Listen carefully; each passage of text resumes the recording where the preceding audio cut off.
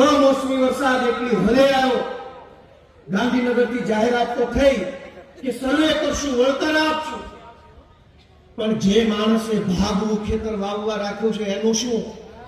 વળતર કદાચ મળે, વળતર કદાચ મળે તો ખેડૂતને મળે. આપણે કાઠિયાવાડમાં તો ભાગવું રાખનારા કેટલાય લોકો છે.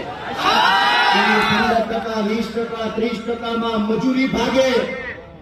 ભાગવું રાખ્યું છે એની ચિંતા ગાંધીનગરમાં બેઠેલા માણસને નથી.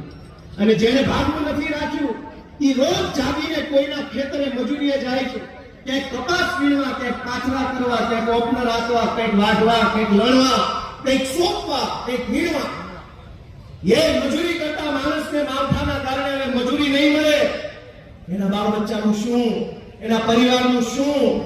ખેડૂતના દીકરા દીકરીઓ ઘણી જગ્યાએ શાળામાં, કોલેજમાં ભણતા હશે, એની ફી ભરવાના પૈસા ક્યાંથી લાવવાના? કોઈના ઘરમાં માંદા બા બાપુજીનો ખાટલો હશે, એની દવાનો ખર્ચો ક્યાંથી લાવવાનો?